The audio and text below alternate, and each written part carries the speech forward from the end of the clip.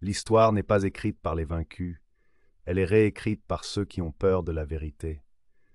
Depuis plus de 2000 ans, une énigme sacrée traverse les âges, enfouie dans les plis du temps, cachée derrière les dorures des cathédrales, les mots soigneusement choisis des évangiles et les silences les plus lourds de l'histoire.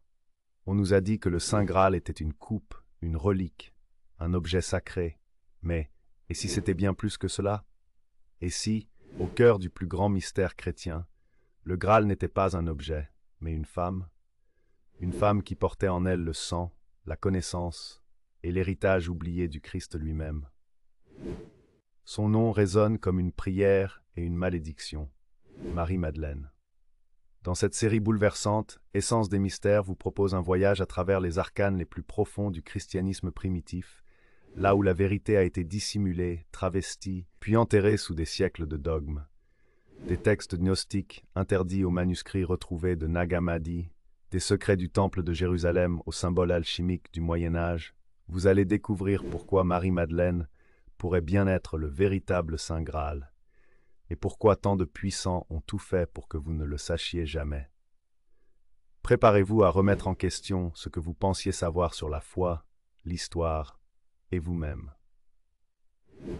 Abonnez-vous dès maintenant à la chaîne Essence des mystères pour ne rien manquer de cette série choc et likez la vidéo si vous aussi vous sentez que la vérité mérite d'être entendue. Dans les évangiles officiels que des milliards de croyants lisent encore aujourd'hui, Marie-Madeleine est une figure secondaire, floue, souvent confondue, parfois même méprisée. Pour beaucoup, elle n'est qu'une pécheresse repentie, une prostituée transformée par la grâce du Christ. Mais ce que peu de gens savent, c'est que cette image a été fabriquée, intentionnellement, stratégiquement, car les premiers récits chrétiens, ceux qui circulaient dans les communautés gnostiques, les cercles esséniens et même parmi certains cercles de disciples du Christ, dépeignaient Marie-Madeleine bien différemment, non pas comme une pécheresse, mais comme la disciple préférée, l'intime du Maître, la dépositaire de secrets que même Pierre ne connaissait pas. Pourquoi cette image a-t-elle été effacée? Pourquoi une telle femme, si centrale dans les récits les plus anciens, a-t-elle été réduite à une simple silhouette dans l'ombre du Messie? La réponse commence là où l'histoire a commencé à mentir. En 1886, un manuscrit de papyrus fut découvert en Égypte, à Akhmim. Il ne s'agissait pas d'un évangile reconnu par l'Église, mais d'un texte gnostique, rédigé en copte, intitulé simplement « L'Évangile de Marie ». Marie sans patronyme. Mais à sa lecture, aucun doute, il s'agit de Marie-Madeleine. Dans ce texte, Jésus apparaît après sa mort à ses disciples. Il leur confie des enseignements mystiques, mais très rapidement, il s'adresse en privé à Marie et non à Pierre, Jean ou Jacques. Elle est la seule à recevoir ces révélations spirituelles profondes sur l'ascension de l'âme, les forces de l'univers et ce que signifie réellement voir Dieu. Lorsque Marie retransmet ces paroles aux autres disciples, Pierre s'insurge. « Est-ce que le Maître t'aurait réellement parlé à toi et non à nous ?» Et c'est Lévi, un autre disciple, qui la défend avec des mots bouleversants. « Si le Sauveur l'a rendue digne, qui es-tu pour la rejeter ?» Ce petit passage, perdu pendant des siècles, révèle un schisme fondamental. Marie-Madeleine n'était pas seulement respectée. Elle provoquait la jalousie. Elle portait en elle une connaissance que les autres n'avaient pas. Et plus que cela, elle était la seule à comprendre véritablement le Christ. L'image de Marie-Madeleine telle qu'elle apparaît dans l'Évangile de Marie et dans d'autres textes retrouvés à Nag Hammadi en 1945 met en lumière un concept oublié, le féminin sacré. Dans les traditions gnostiques, l'illumination ne vient pas seulement par la foi, mais par la connaissance cachée, la gnose, et cette connaissance passait par une union des principes masculins et féminins. Jésus, dans ces traditions, n'était pas un solitaire mystique. Il était l'incarnation de l'union sacrée, du logos masculin unifié au Sophia, la sagesse divine féminine. Et Marie-Madeleine était le Sophia incarné. Des textes comme l'Évangile de Philippe disent même clairement « Le Seigneur aimait Marie plus que tous les disciples, et il l'embrassait souvent sur la bouche. » Une phrase qui a fait couler beaucoup d'encre. Les traductions divergent, mais le message est clair. Il y avait une intimité spirituelle et physique entre Jésus et Marie. une intimité jugée dangereuse pour l'Église patriarcale naissante. Alors comment Marie est-elle passée de l'élue à la pécheresse? Il faut attendre l'an 591 pour voir cette transformation institutionnalisée. Le pape Grégoire Ier, dans un sermon célèbre, confond volontairement trois femmes du Nouveau Testament: Marie de Magdala, la femme pécheresse qui oint les pieds de Jésus, Marie de Béthanie, sœur de Lazare. Cette confusion n'existe nulle part dans les évangiles eux-mêmes. Elle est une invention, un acte politique. En un discours, Grégoire détruit l'autorité spirituelle de Marie-Madeleine en la réduisant à une prostituée repentie. Pourquoi? Parce qu'à cette époque, le pouvoir spirituel féminin est dangereux. L'Église se structure, se hiérarchise, se masculinise, et il n'y a pas de place pour une femme qui pourrait prétendre être la première apôtre. Dès lors, Marie-Madeleine devient l'archétype de la femme qui doit être sauvée par un homme. Mais ceux qui connaissent les textes anciens savent, c'est elle qui portait le feu intérieur, la lumière transmise en secret. C'est elle que Jésus a choisie, encore et encore, pour comprendre, pour enseigner, pour continuer, et c'est ici que l'on entre dans le mystère le plus profond. Le Saint Graal, dans la tradition chrétienne, est souvent décrit comme la coupe ayant recueilli le sang du Christ lors de la crucifixion. Mais dans les traditions ésotériques, et particulièrement chez les cathares, les templiers et certains mystiques médiévaux, le Graal n'est pas un objet, c'est une lignée, un ventre, un secret biologique et sacré. Les légendes arthuriennes parlent d'un vase contenant le sang du Christ. Or, le mot araméen pour coupe, Graal, peut aussi se traduire par utérus. Et soudain, tout change. Et si le sang du Christ n'était pas seulement celui versé sur la croix, mais celui transmis? Et si Marie-Madeleine était l'arche vivante, le réceptacle du sang royal, la mère d'une descendance sacrée? Cette idée, reprise par plusieurs traditions ésotériques et popularisée récemment par certaines œuvres modernes, n'est pas un simple fantasme littéraire.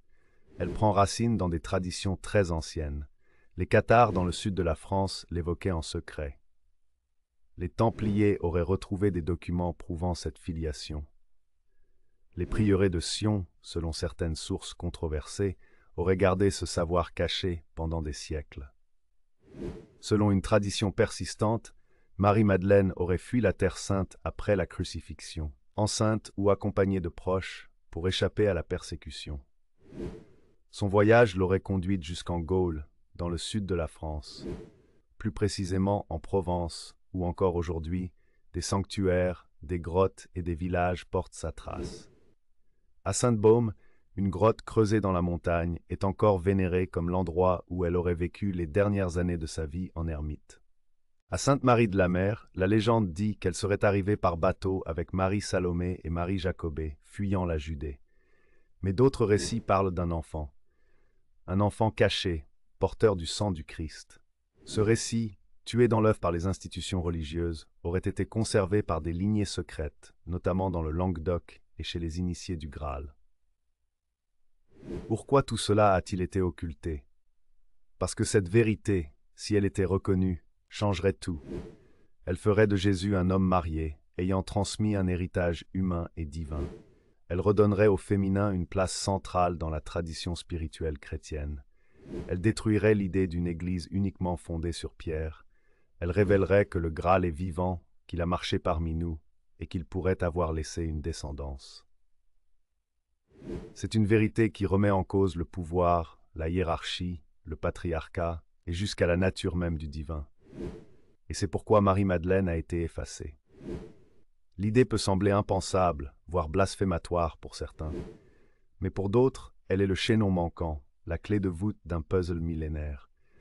Et si Jésus n'avait pas seulement transmis un message spirituel, mais aussi un héritage biologique?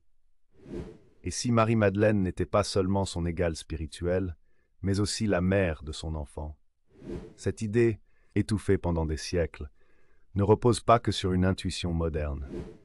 Elle s'ancre dans des traditions anciennes, des textes interdits, des symboles ésotériques. Et surtout, dans des faits étrangement cohérents, éparpillés à travers l'Europe, comme un fil d'Ariane à peine visible. Au XIIIe siècle, dans les collines du Languedoc, une étrange communauté chrétienne prospérait dans l'ombre de Rome, les cathares. Il se disait bon chrétien, pratiquait une foi pure, ascétique, fondée sur la connaissance intérieure, et refusait l'autorité de l'Église catholique. Mais plus que cela, il portait un savoir dérangeant, transmis en secret, un savoir lié à la Sophia, au féminin sacré, à la lignée du Christ, et à Marie-Madeleine, qu'il vénérait discrètement comme la compagne du Sauveur. Le plus étrange est que Rome le savait, et dans une violence rare, l'Église lança la croisade des Albigeois, 1209, un génocide contre ces hérétiques. Pourquoi une telle brutalité? Pourquoi détruire jusqu'aux villages entiers, brûler tous les textes, exterminer toute trace de leur mémoire? Parce que les cathares protégeaient un secret, et parmi les châteaux cathares perchés sur les crêtes, certains lieux comme Montségur ou Rennes-le-Château sont devenus les nouveaux temples du Graal. Nous sommes en 1885. Un modeste curé, Bérengère Saunière, arrive à Rennes-le-Château, un petit village reculé du sud de la France. Il est pauvre, sans relation, mais très vite, des choses étranges se produisent. Il commence des travaux dans son église, et dans un pilier creux de l'autel, il découvre des parchemins anciens, des documents énigmatiques. Peu après, sa fortune explose. Il construit une villa somptueuse, une tour mystérieuse baptisée Tour Magdala, clin d'œil évident à Marie de Magdala, soit Marie-Madeleine. Mais surtout, il se tait. Jusqu'à sa mort, il refusera de révéler ce qu'il a trouvé. Ce silence n'a fait qu'attiser les rumeurs. Certains chercheurs affirment que les parchemins révéleraient une lignée, celle de Jésus et Marie-Madeleine, ayant survécu jusqu'aux Mérovingiens. Une dynastie royale française mystérieusement déchue. Les indices, des symboles cachés dans l'église, des inscriptions codées, des toiles modifiées de Nicolas Poussin et David Ténier, toutes reliées au lieu. Un silence étrange de l'église, qui n'a jamais condamné Saunière malgré sa fortune suspecte. Les Mérovingiens régnaient sur les Francs du XVIIIe siècle. Leur fondateur, Mérové, est décrit comme né d'une union surnaturelle entre une reine et une créature marine divine. Légende? Peut-être. Mais cette mythologie masque peut-être une origine symbolique, celle d'un sang différent, perçu comme sacré. Des auteurs ésotéristes comme Pierre Plantard ou Henry Lincoln, dans leur livre L'énigme sacrée, prémisse du Da Vinci Code, ont popularisé l'idée que les Mérovingiens seraient les derniers héritiers d'une lignée cachée, celle du Christ et de Marie-Madeleine. Dans ce scénario, Marie aurait fui vers la Gaule avec un enfant, et cette lignée se serait mêlée à l'aristocratie locale, jusqu'à former une dynastie royale dotée d'un droit sacré de régner. L'Église aurait vu cette lignée comme une menace. Et la trahison de Pépin le Bref, qui détrôna le dernier mérovingien, aurait été organisée avec l'accord du Vatican pour mettre fin à ce sang trop pur. Ici entre en scène une société secrète énigmatique, le prieuré de Sion. Selon des documents retrouvés dans les archives de la Bibliothèque nationale de France, cette organisation aurait été fondée en 1089 à Jérusalem, au moment de la première croisade, avec un seul but, protéger les descendants du Christ. Ses grands maîtres auraient inclus Léonard de Vinci, Botticelli, Victor Hugo et Isaac Newton. Beaucoup pensent que cette liste est un montage, mais les symboles, les dates, les correspondances sont troublants. Selon les thèses les plus osées, le prieuré aurait inspiré la création des Templiers, en leur confiant la mission de retrouver les preuves de cette lignée sacrée. Et une fois leur mission accomplie, l'ordre du Temple fut détruit, accusé d'hérésie et brûlé sur le bûcher. Encore une fois, le sang royal était en jeu. Tout au long de ces récits, une idée revient. Le Graal n'est ni une coupe en or, ni une relique sacrée inerte. C'est une matrice vivante, un utérus sacré, la femme. Le mot sang réal, sang royal, mal interprété comme Saint Graal, pourrait en réalité désigner le sang du roi, le lignage du Christ. Et cela bouleverse tout. Les quêtes arthuriennes pleines de symboles seraient des récits codés autour de la recherche de cette lignée. Lancelot, Perceval, Galahad, des chevaliers en quête d'un mystère vivant, féminin, incarné dans une femme sacrée. Le lien entre la Dame du Lac, la Reine Guenièvre et le Graal n'est pas fortuit. Toutes ces figures représentent le féminin initiatique, ce que l'Église patriarcale a toujours tenté d'effacer. Pourquoi trouve-t-on tant de représentations codées de Marie-Madeleine dans l'art médiéval et de la Renaissance? Pourquoi Léonard de Vinci a-t-il placé à droite de Jésus dans la scène une silhouette féminine, identifiée par certains comme Marie-Madeleine elle-même? Pourquoi les cathédrales gothiques, érigées par des bâtisseurs initiés, regorgent-elles de symboles liés au Graal, au serpent, à la fleur de lys, au labyrinthe initiatique, autant d'éléments associés au féminin sacré et à la lignée cachée? Les artistes, les bâtisseurs, les initiés ont su. Ils n'ont jamais cessé de transmettre le secret, sous forme de symboles, de géométrie sacrée, de lumière taillée dans la pierre. Et les Templiers, eux aussi, savaient. Ce qui devait être caché l'a été. Ce qui devait être effacé a été effacé. Mais le feu ne meurt jamais. Il couve. Il attend. Dans certains cercles ésotériques contemporains, on enseigne encore que la lignée existe, qu'elle est vivante, qu'elle est spirituelle et biologique à la fois. Peut-être n'est-elle pas une lignée royale au sens classique, mais une conscience, un appel, un réveil du féminin sacré en chacun de nous. Car si Marie-Madeleine est bien le Graal, alors cela signifie que le divin peut naître dans la chair, que l'amour peut être un sacrement, et que le secret le plus dangereux n'est pas la filiation de Jésus, mais le fait que chacun d'entre nous peut devenir porteur du Graal si nous unissons en nous le masculin et le féminin, l'action et la sagesse, la parole et l'écoute. Marie-Madeleine. Son nom traverse les siècles comme un murmure, longtemps réduite au silence, écartée, travestie, effacée des évangiles canoniques. Elle n'a jamais disparu. Son empreinte est partout, dans les récits gnostiques, les fresques oubliées, les cathédrales, les légendes du sud de la France, les courants ésotériques, et surtout dans le cœur de ceux qui cherchent. Car Marie-Madeleine ne représente pas seulement une figure biblique, elle est l'archétype vivant du féminin sacré, le Graal caché en chaque être, la clé de l'union divine que nos sociétés ont longtemps méprisée. Aujourd'hui, ce féminin revient, puissant, libérateur, prophétique, et avec lui, la mémoire de Marie-Madeleine renaît, telle une prophétie oubliée dont l'heure serait venue. Qu'est-ce que le féminin sacré? Ce n'est pas seulement une affaire de femme, c'est une énergie intérieure, un principe universel. Réceptivité, sagesse, intuition, compassion, lien avec la terre, respect du rythme, du mystère. Pendant 2 millénaires, nos civilisations ont privilégié le masculin dominateur, l'action, la conquête, la rationalité. Et elles ont écrasé le féminin sacré sous le poids du dogme, de la guerre, des hiérarchies religieuses et politiques. Marie-Madeleine, en tant que porteuse de ce principe, fut transformée en prostituée, puis marginalisée, pour mieux effacer le rôle féminin dans la transmission spirituelle. Mais aujourd'hui, quelque chose s'ouvre. Dans le monde entier, on redécouvre les traditions oubliées, les prêtresses, les oracles, les déesses, les rituels lunaires, les cercles de guérison, la connaissance du corps, du cœur, du souffle. Marie-Madeleine est l'un des symboles les plus puissants de ce retour. Elle incarne une spiritualité plus humaine, plus charnelle, plus complète, qui ne sépare pas le corps de l'esprit, la femme de l'homme, la matière du divin. Certaines traditions affirment que l'héritage de Marie-Madeleine n'a jamais cessé d'être transmis, en silence, de génération en génération, pas seulement comme une lignée de sang, mais comme une lignée d'initiés, gardiens de son enseignement caché. Parmi ses héritiers, les Rose-Croix qui honorent le principe de l'androgyne sacré, le martinisme qui évoque la réintégration de l'humain dans son état divin originel, un principe parfaitement incarné par le couple Jésus-Marie-Madeleine, les courants gnostiques modernes qui placent Marie-Madeleine comme Léon Sophia incarné, la sagesse divine venue réparer le monde. Des écoles initiatiques contemporaines affirment que le retour du Graal ne se fait pas à l'extérieur, mais au cœur de l'être, à travers la réconciliation des polarités. Et ce retour, Marie-Madeleine en serait l'initiatrice invisible. Depuis le XXe siècle, une transformation s'opère dans la culture. Peinture, cinéma, littérature, musique. Le symbole de Marie-Madeleine revient avec force. Quelques exemples frappants.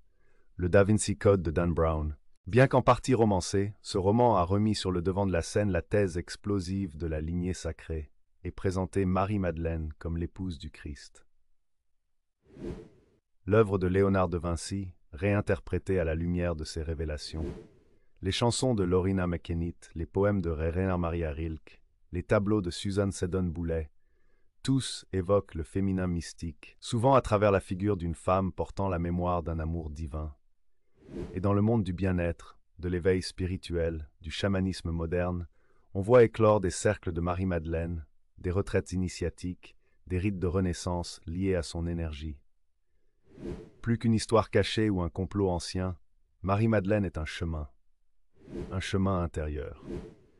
Ses enseignements, transmis dans l'Évangile de Marie ou les Actes de Philippe, nous disent « Le royaume est en vous et autour de vous.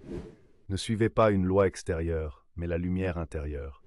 Ce qui est caché sera révélé à celui qui cherche avec amour. » Marie-Madeleine nous apprend que la connaissance ne vient pas de l'obéissance, mais de l'expérience mystique, du lien direct avec le divin, du travail intérieur de transformation. Elle incarne l'alchimie vivante, le feu du cœur, la coupe de l'âme, le Graal du sang vivant. Certains voient dans le retour de Marie-Madeleine un signe prophétique, un changement d'air. L'ancien monde patriarcal, guerrier, dogmatique, s'effondre lentement. Les institutions vacillent, les repères s'effacent. La planète elle-même gémit sous le poids de nos excès. Mais dans cette crise, une voie s'ouvre, une voie de réconciliation, de justice, d'amour et d'équilibre. Marie-Madeleine, en tant que figure initiatique, serait la gardienne de ce passage. Elle revient non pas pour fonder une nouvelle religion, mais pour réveiller la sagesse oubliée, réparer la blessure de la séparation, ramener l'humain à lui-même. À la fin de cette quête, une chose devient claire. Le Graal, ce n'est pas un objet, ni un secret historique enfoui dans un coffre. Le Graal, c'est le cœur humain réconcilié avec sa source. C'est l'amour divin incarné. C'est le féminin retrouvé dans un monde blessé par la conquête et le pouvoir. Et Marie-Madeleine, en tant que porteuse de ce Graal, nous montre que chacun de nous peut devenir un temple vivant, un porteur du secret, un révélateur d'humanité. Si ce voyage vous a touché, abonnez-vous à la chaîne Essence des Mystères. Laissez un like, partagez cette trilogie avec ceux qui ont soif de vérité, et n'oubliez pas, ce qui a été caché doit maintenant revenir à la lumière. Merci d'avoir suivi cette série. Et souvenez-vous, ce que vous cherchez est peut-être déjà en vous.